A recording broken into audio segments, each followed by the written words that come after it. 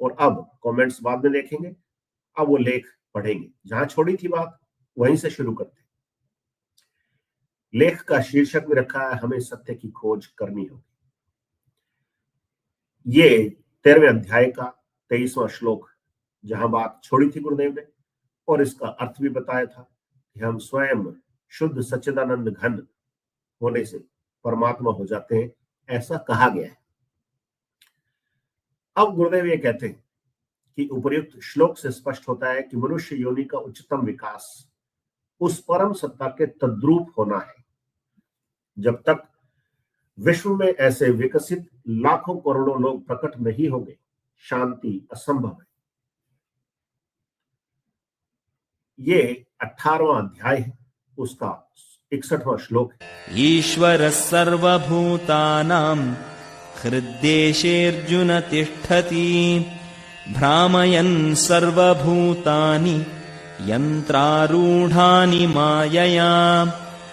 ईश्वरः सर्वभूतानां हृद्देशेऽर्जुन तिष्ठति भ्रामयन् सर्वभूतानि यन्त्रारूढानि मायया। हे अर्जुन, शरीर रूपी यंत्र में आरूढ़ हुए संपूर्ण प्राणियों को अंतर्यामी परमेश्वर अपनी माया से भरमाता हुआ सब भूत प्राणियों के हृदय में स्थित है। मात्र अंतर्मुखी होने की देर है, सभी समस्याओं का समाधान हो जाता है। परंतु यह कार्य गुरु के बिना असंभव है। मात्र गोविंद से मिलाने वाले को ही सदगुरु की संज्ञा दी जा सकती है। ठीक उपर्युक्त भाषा में ही बाइबल बोलती है। 2 कुरिन्थियों अध्याय 6 सूत्र 16 में भगवान ने ही अपने उपर्युक्त श्लोक दोहराते हुए कहा है, और मूर्तों के साथ परमेश्वर के मंदिर का क्या संबंध है? क्योंकि हम तो जीवते परमेश्वर के मंदिर हैं, जैसा परमेश्वर ने कहा है कि मैं उनमें बोलूंगा और उनमें चला फिरा करूंगा, और मैं उनका परमेश्वर हूंगा और वह मेरे लोग। उपर्युक्त श्लोक से स्पष्ट है कि मनुष्य योनि में ईश्वर के दर्शन संभव है, जिसे मोक्ष कहते हैं। बाइबल इसे अनंत की संज्ञा देती है। प्रकाशित वाक्य अध्याय 2 सूत्र 11 में कहा है, जिसके कान हो यह सुन ले कि आत्मा कलीसियाओं से क्या कहता है। जो जय पाए उसको दूसरी मृत्यु से हानि न पहुंचेगी। शब्द के रूप में परिवर्तित हो सकता है, यह बात मात्र वेदांत दर्शन ही कहता है। शब्द ब्रह्म से पर ब्रह्म की प्राप्ति का सिद्धांत मात्र हमारे दर्शन की ही देन है। विश्व में इस दिव्य ज्ञान का दान भारत अनादिकाल से करता आया है और करता रहेगा। सृष्टि की उत्पत्ति के संबंध में गीता के 17वें अध्याय के 23वें श्लोक में कहा गया है, ओम तत्सदिति निर्देशो ब्रह्मणस्त्रिविध स्मृतः ब्राह्मणास्तेन वेदाश्च यज्ञाश्च विहिताः पुराः। ओम तत्सदिति निर्देशो ब्रह्मणस्त्रिविध स्मृतः ब्राह्मणास्तेन वेदाश्च यज्ञाश्च विहिताः पुराः। ओम तत्सत, ऐसे यह 3 प्रकार का सच्चिदानंद घन ब्रह्म का नाम कहा है। उसी से सृष्टि के आदिकाल में ब्राह्मण और वेद तथा यज्ञादिक रचे गए हैं। इस संबंध में वेद स्पष्ट कहता है, आओ उस ज्योति में पहुंचे जो स्वरलोक की है, उस ज्योति में जिसे कोई खंड खंड नहीं कर सकता है। इस प्रकार हम देखते हैं कि वह प्रकाश पद शब्द अजर अमर है, अनादि अनंत है। पतंजलि योग दर्शन में भी ऋषि ने कहा है, हरि नाम के जप के बिना केवल्य पद प्राप्त नहीं किया जा सकता, योग सिद्धि नहीं हो सकती। समाधिपाद के 24 से 29 तक के श्लोकों में ऋषि ने ईश्वर की व्याख्या करते हुए उसके नाम जप से विघ्नों का अभाव और आत्म साक्षात्कार की बात कही। ऋषि कहता है, क्लेश, कर्म, विपाक और आशय, इन चारों से जो संबंधित नहीं है तथा जो समस्त पुरुषों से उत्तम है वह ईश्वर है। उस ईश्वर में सर्वज्ञता का बीज अर्थात कारण अर्थात ज्ञान निरितिशय है। वह ईश्वर सबके पूर्वजों के भी गुरु है। सर्ग के आदि में उत्पन्न होने के कारण सबका गुरु ब्रह्मा को माना जाता है, परंतु काल से अवच्छेद है। गीता का अध्याय 8 श्लोक 17, क्योंकि उसका काल से अवच्छेद नहीं है। उस ईश्वर का वाचक अर्थात नाम प्रणव ओम है। उस नाम का जप, उसके अर्थ स्वरूप परमेश्वर का चिंतन करना चाहिए। उक्त साधन से अर्थात ईश्वर के नाम जप से विघ्नों का अभाव और अंतरात्मा के स्वरूप का ज्ञान भी हो जाता है।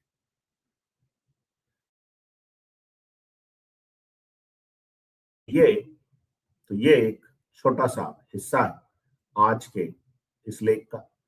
बहुत रोचक बात है, बहुत गहरी बात है। कितनों के समझ में आई ये तो नहीं पता, लेकिन गुरुदेव इसको बहुत सरल तरीके से प्रैक्टिकल करके बताते हैं। इसको समझने के लिए ही हमको गुरु के चरणों में बैठना पड़ता है। ये वो पराविद्या है, वो परावाणी है, जिसको हम वेखरी मध्यमा पश्यंती से नहीं समझ सकते। चलिए प्रयास करते हैं कि गुरुदेव यहाँ क्या समझाने की कोशिश कर रहे हैं। जब तक मनुष्य योनि का उच्चतम विकास परम सत्ता के तद्रूप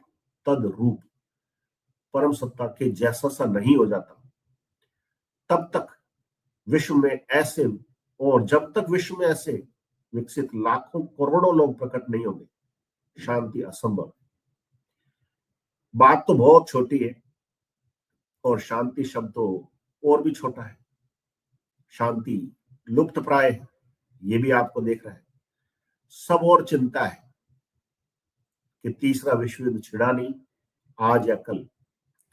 सब सवार है, सबके अंदर आसुरी शक्तियां हैं। वो अपने अपने तरीके से उनकी बुद्धि को हरके, उनके विवेक को हरके अपना स्वार्थ सिद्ध कर रही। तो शांति हो तो हो कहां से? अब जब तक हम परमात्मा के तद्रूप नहीं हो जाते, उस परम सत्ता के तद्रूप नहीं हो जाते और ऐसे लाखों करोड़ों लोग नहीं हो जाते, तब तक मामला पार नहीं पड़ेगा। इसलिए गुरुदेव ने ये मंत्र जो दिया है 30 जुलाई सन 2009 को सबके लिए खोल दिया, क्योंकि वो समय दूर नहीं है जब 2/3 जनता समाप्ति के कगार पर होगी और विध्वंस बिल्कुल आंखों के सामने दिख रहा है। तो वो विध्वंस नहीं हो, सबके अंदर परमात्मा आ जाए, तो फिर दानव खत्म हो जाएगा। फिर कौन किससे लड़ेगा और क्यों लड़ेगा? राग द्वेष खत्म हो जाएगा, वैमनस्य, ईर्ष्या, घृणा, द्वेष सब कुछ अपने आप समाप्त हो जाएगा इस हरि नाम के जप से। इतना पावरफुल ये मंत्र है और इस मंत्र में ही गुरुदेव है, शब्द ही गुरु है। ये बात जिसके समझ में आ जाएगी वो जी भर के नाम जपेगा और अपना समय व्यर्थ नहीं करेगा। इसलिए नाम जप की महिमा गुरुदेव ने कही है। और भगवान की सच्चाई ये है कि शरीर रूपी यंत्र में आरूढ़ हुए संपूर्ण प्राणियों को अंतर्यामी परमेश्वर अपनी माया से भरमाता है। सब भूत प्राणियों के हृदय में स्थित है। बोलो ये आप ऐसा समझो कि जो भी ये तमोगुण है वो भी परमात्मा का ही है, वो उस माया का हिस्सा है। तो हम परमात्मा के चरणों में समर्पण कर देते हैं, तो फिर भूत पलित हमारा कुछ नहीं बिगाड़ सकते। ये बात समझने की। वो पूर्ण समर्पण करवाना चाहते हैं गुरुदेव। किसी के कोई कष्ट है, बहुतों के नाम नहीं जपा जाता, गुरुदेव के प्रति बुरे विचार आते हैं, गुरुदेव की फोटो फाड़ने की इच्छा होती है, ये सब कुछ वो तमोगुण करवा रहा है और गुरुदेव सब देख रहे हैं। गुरुदेव कोई पक्षपात नहीं कर रहे। गुरुदेव केवल इतना कहते हैं कि तू सब धर्मों को छोड़कर मेरी शरण में आ जा, मैं तुझे सारे पापों से मुक्त कर दूंगा। ये दृढ़ प्रतिज्ञा करता हूं। तो उसकी शरण में आने में देर लगती है बहुतों को, और कईयों के तो एक क्षण का काम है। मेरे जैसे के लिए देर नहीं लगी, लेकिन कई हैं वो देवी देवताओं की आराधनाओं में फंसे हुए हैं। अब वो तो देवी देवता ने उनको दिया नहीं दिया कुछ पता नहीं, लेकिन वो गुरुदेव को एक साधारण इंसान समझ करके, क्योंकि मार्केट में तो ऐसे गुरु उपलब्ध है आजकल, साधारण टाइप के हैं, बस उनकी बोली में असाधारण चीजें हैं जिससे वो अपनी दुकान ठीक से चला पाते। तो हमारे गुरुदेव को भी लोग ऐसा ही साधारण गुरु समझ रहे हैं। लेकिन मैं उनसे ये प्रश्न करता हूं कि और किसी की तस्वीर का ध्यान करने से कुंडलिनी शक्ति जागृत नहीं होती और ध्यान की अवस्था में वो योग नहीं करवाते, तो गुरु तो विशेष हुआ, ये सदगुरु है, कोई पहचान सके तो यही आपको परमात्मा से मिला देंगे और अंत में यही परमात्मा है। अब की बार परमात्मा ही गुरु का रूप धारण करके आया है, इस बार गुरु ही गोविंद है। ये बात मेरे तो एक ही क्षण में समझ में आ गई, कईयों के आ जाएगी। अब गुरुदेव ने इसकी तुलना जो है या समानता खोजने का प्रयास किया कि बाइबल क्या कहती है। 2 कुरिन्थियों 6 अध्याय के 16वें सूत्र में क्या कहा है, गुरुदेव की भाषा देखो, भगवान ने ही अपने उपर्युक्त श्लोक दोहराते हुए कहा है और मूर्तों के साथ परमेश्वर के मंदिर का क्या संबंध। तो ये जो बाइबल है ये तो ईसा मसीह की। गुरुदेव ने क्या किया, भगवान ने ही अपने उपर्युक्त श्लोक दोहराते हुए कहा है। तो ईसा मसीह की वाणी भी परावाणी है, खुद ईसाई नहीं समझ रहे तो बाकियों से तो क्या उम्मीद की जाए। धर्मांतरण बहुत हुआ और जिनका हुआ उनको हिंदू धर्म ही ठीक से समझ में नहीं आया, तो ईसाई धर्म तो क्या समझ में आएगा। इसलिए इसमें धर्मांतरण की जरूरत नहीं है, कर लिया ठीक है, लेकिन यहाँ बैठे बैठे रूपांतरण कर देंगे गुरुदेव, वो परम सत्ता है। कोई समझे तो अच्छी बात। मूर्तों के साथ परमेश्वर के मंदिर का क्या संबंध है, क्योंकि हम तो जीवते परमेश्वर के मंदिर हैं। जैसा परमेश्वर ने कहा है कि मैं उनमें बोलूंगा और उनमें चला फिरा करूंगा और मैं उनका परमेश्वर हूंगा और वे मेरे लोग। अब ये बात 2 कुरिन्थियों अध्याय 6 सूत्र 16 में ईसा मसीह ने कहलवा दी। इसका प्रमाण हमको कल मिला, बड़ा तगड़ा प्रमाण। राखी गुरु बहन को आप सब जानते हो, गुरुदेव की स्वर कोकिला है, देख रही है, मुस्कुरा रही है। हम सब लोग एक प्राइवेट सेशन में थे कल रात 11 बजे के आसपास, तो ध्यान कर रहे थे, तो राखी गुरु बहन के अंदर से कोई उसको डराने का प्रयास कर रहा था और बहुत उल जलूल बात बोल रहा था कि मैं तेरी किडनियां खराब कर दूंगा, मैं ये कर दूंगा, मैं वो कर दूंगा, ये सब पाखंड है, ये आराधना छोड़ दो, ये पद्धति बेकार है, सब बहुत उल्टा सीधा उसके माइंड को हैक करने का प्रयास कर रहा था। कोई तांत्रिक था, क्योंकि इसमें सारी तांत्रिकों की दुकानें बंद होगी, ये तो स्वाभाविक बात है। लोगों के नहीं समझ में आए तो उनका दुर्भाग्य है, लेकिन होगी तो सही। तांत्रिकों को, अघोरियों को सबको समझ में आता है, काली विद्या वालों को सबको समझ में आता है कि जब परमात्मा का प्रकाश उत्पन्न हो जाता है फिर अंधेरे का साम्राज्य समाप्त हो जाता है। तो ठीक वैसी सी बात उनके साथ हुई। तो हमारे पास तो ले देख करके एक छोटा सा सहायक नंदी है, नंदी को बुलाया तो उसने बता दिया कि ये वाला है, तांत्रिक है, बड़ा फेमस तांत्रिक है, नाम तो मैं नहीं लूंगा, वो अपने आप ही खत्म हो जाएगा, इसलिए लेने की जरूरत नहीं। तो वो उसके अंदर आकर के, पूजा गुरु बहन के अंदर आकर के वो खूब उद्दंडता करने लग गया और ऐसे मुक्का सा मारा तो उनका वो डिस्कनेक्ट हो गया, जो भी स्टूडियो में थे वो बाहर हो गए। अब वो जो तांत्रिक था वो कह रहा मैं तो तुम्हारे गुरु से युद्ध करना चाहता हूँ, ये है वो। हमने कहा कोई नहीं। अब पूजा गुरु बहन डिस्कनेक्ट हो गई, तो हमने कहा ठीक है राखी गुरु बहन आप बैठो, बुलाओ गुरुजी बुलाओ। प्रार्थना की कि गुरुदेव को युद्ध करना चाहता है, आपसे आ जाओ। तो राखी गुरु बहन के अंदर से बोलने लगे गुरुदेव कि मैं ही कल की हूँ, मैं ही कृष्ण हूँ और इन मूर्खों के चक्कर में पड़ो ही मत, तुम तो मेरा नाम जपो, मेरे नाम में ही सब कुछ है। तो वो जिस भाव में राखी गुरु बहन बोली, राखी तो नहीं बोल रही थी, ये वही वाली बात यहाँ प्रमाणित की गुरुदेव ने, प्रैक्टिकल हर चीज का करवा के दे रहे कि परमेश्वर ने कहा कि मैं उनमें बोलूंगा और उनमें चला फिरा करूंगा और मैं उनका परमेश्वर हूंगा और वे मेरे लोग। तो गुरुदेव ने यही बात कही अंदर से कि मेरे बच्चों को कोई कुछ नहीं बिगाड़ सकता, जिनके अंदर मैं रहता हूं उनका कोई कुछ नहीं बिगाड़ सकता। तो स्थिति थोड़ी नॉर्मल हो गई। उसके बाद राखी गुरु बहन को नींद आई कि नहीं आई पता नहीं, क्योंकि ऐसा आश्चर्य उन्होंने पहली बार देखा। पर ये बहुत साधारण बात है परमात्मा के लिए, कितनी छोटी सी बात है कि जो उसको सच्चे मन से याद करता है वो उसके अंदर से बोलने लगता है। बहुत सारे लोगों को मैं दिखता हूं ना ध्यान में, अभी गुरुजी देखने लग जाएंगे मेरी जगह। ये वही बात है, इसमें मेरा कुछ नहीं, ना मेरी बड़ाई है, ना मेरी बुराई, ना मेरा नफा है, ना मेरा नुकसान है।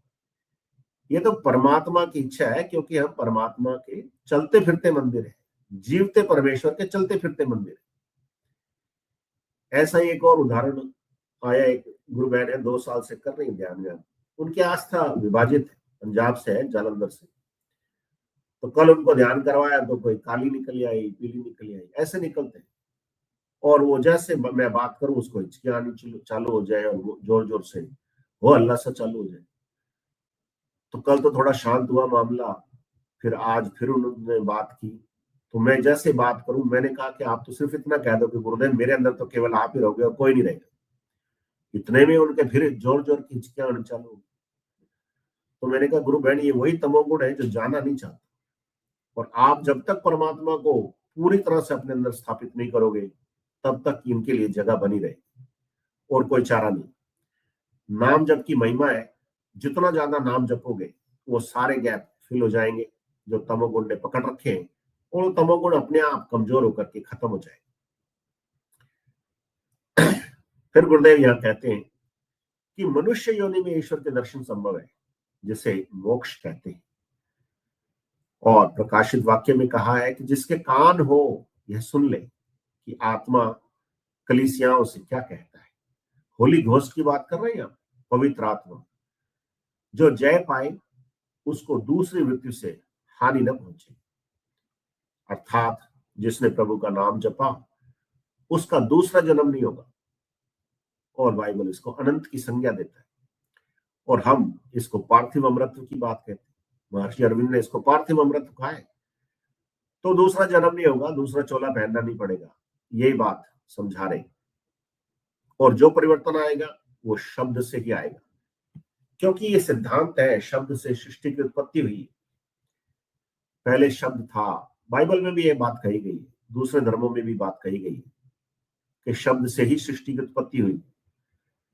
तो ये जो थ्योरी गुरुदेव की प्रैक्टिकल जिसका हो रहा है वो शब्द ब्रह्म से पर ब्रह्म की प्राप्ति का सिद्धांत है, और वो केवल वेदांत ही जानता है और किसी दर्शन को समझ में नहीं आता। दूसरे दर्शन जो है उनका विकास केवल द्वैत भाव तक हुआ है, अद्वैत में नहीं गए, द्वैत भाव तक। अब हमारे भी बहुत सारे गुरु भाई बहने बेचारे द्वैतवाद में फंसे हुए। जब उनको लगता है कि धर्मेंद्र तो गुरु जी बनने का प्रयास कर रहा है तो वो द्वैतवाद का शिकार हो जाता है। मेरा कोई दोष नहीं है, मैं तो उतना ही निर्दोष हूं, उतना ही पवित्र हूं जितना गुरुदेव ने मुझे बनाया, क्योंकि मैं नहीं हूं, वो तो परमात्मा ही है। तो वो शब्द ब्रह्म से पर ब्रह्म की प्राप्ति हो जाती है, पूर्ण समर्पण भाव होगा तो। और ये वैदिक दर्शन की देन है, इसलिए इसका दान भारत ही करेगा और भारत ही करता आएगा। इसी से ही हम विश्व गुरु बनेंगे, और कोई दूसरा चारा नहीं है। डॉलर के मुकाबले रुपया कमजोर ही है। और सृष्टि की उत्पत्ति के संबंध में जो बात कही गई है वो भी इसी शब्द की बात कही है कि ओम तत्सत ऐसे 3 प्रकार का सच्चिदानंद घन ब्रह्म का नाम है। उसी से सृष्टि के आदिकाल में ब्राह्मण और वेद तथा यज्ञादिक रचे गए। बहुत सिंपल बात है, शब्द को पकड़ लोगे, शब्द के सहारे परमात्मा बन जाओगे। अब कैसे छूटे, नाम रट लाके तद्रूप हो जाओगे, कोई मुश्किल नहीं है। आज तक ऐसा नहीं हुआ, ये भी सच है। और उसका कारण क्या है कि आज तक ऐसा कोई गुरु ही नहीं हुआ जो स्वयं मुक्तिदाता हो, और जो मुक्ति दे सकता है वो स्वयं साक्षात पर ब्रह्म ही हो सकता है। वो अगर सच्चिदानंद घन नहीं हुआ तो हमारे को क्या कर देगा। जिसके खुद के आनंद चित्त और सतमय कोश नहीं खुले हो, वो किसी का 10वां द्वार क्या खोलेगा। लेकिन गुरुदेव एक जीवन में रहते हुए, एक शरीर में रहते हुए उन दो सिद्धियों को प्राप्त हुए। उन दोनों सिद्धियों में, उन दोनों तत्वों की ऊर्जा गुरुदेव में आ गई। इसकी वजह से ये परिवर्तन आया। अब वो जो आराधना गुरुदेव ने की गायत्री की, 1969 में उनको सिद्धि हुई 1 जनवरी को, उसका जिक्र कई बार किया है। और 1984 में राधा और कृष्ण की सिद्धि, कृष्ण के दर्शन हो गए। ये सिद्धियां एक व्यक्ति को एक शरीर में रहते हुए आज तक नहीं मिली। आकाश तत्व, निर्गुण निराकार, और पृथ्वी तत्व, सगुण साकार, अलग अलग जन्मों में अलग अलग सिद्धियां हुई। लेकिन इन दो तत्वों की सिद्धि एक जन्म में केवल गुरुदेव रामलाल जी सियाग को हुई, और वो भी इनोसेंट वे में हो गई, अनायास में, कोई प्रयास नहीं किया, उनको खुद को ही नहीं पता था। तो वो महर्षि अरविंद ने जो प्रार्थना की सच्चिदानंद घन पर ब्रह्म को नीचे उतारने की, लाओ भैया अगला अवतार आए, और उन्होंने कहा 15 जनवरी सन 2020 से सतयुग आ जाएगा। तो वो सतयुग आ गया अब गुरुदेव की कृपा से, और हम स्वयं एक ही मंत्र जाप करने से गुरु के तद्रूप हो जाते हैं, वैसे हो जाएंगे समर्पित भाव रखने से। और चक्रों में पड़ेंगे तो फिर एनर्जी उधर ही खत्म हो जाएगी। वेदों में जो बात कही गई कि आओ उस ज्योति में पहुंचे जो स्वर लोक की है, उस ज्योति में जिसे कोई खंड खंड नहीं कर सकता। तो ये जो प्रकाश पद शब्द है, ये अजर अमर है, अनादि अनंत है। अब किसने देखा है स्वरलोक? किसने देखा? लेकिन परमात्मा की कृपा हुई तो हमने अगम लोक तक की यात्रा की। वो आपको थोड़ा सा वीडियो दिखाऊंगा, उसमें उसी का जिक्र है, स्वरलोक का भी जिक्र है।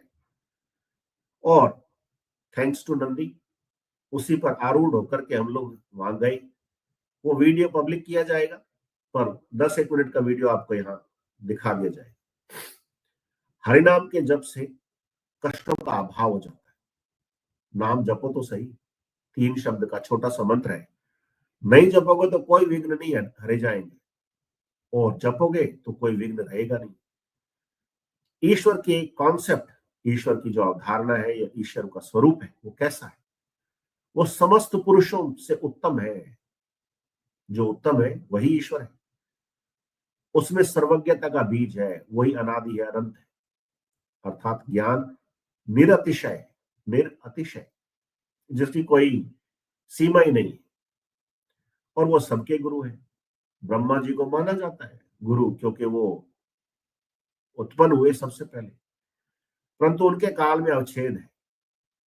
और जो साक्षात परब्रह्म है, उसके काल में कोई अवच्छेद नहीं। तो जो साक्षात परब्रह्म समर्थ सदगुरुदेव श्री रामलाल जी सियाग ने मंत्र दिया है, उसको जपो।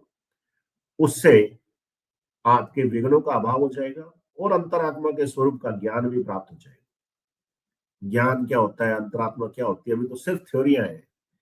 प्रैक्टिकल में जब आपको बताएंगे ना गुरुजी, तो आप तो मतलब रात को उठ उठ करके सोचोगे कि गुरुदेव तो सच में दयालु है, परम दयालु। तो यही है, आज के लिए इतना ही है। 183 लोग जो देख रहे हैं, आप देखते रहे। अब आपको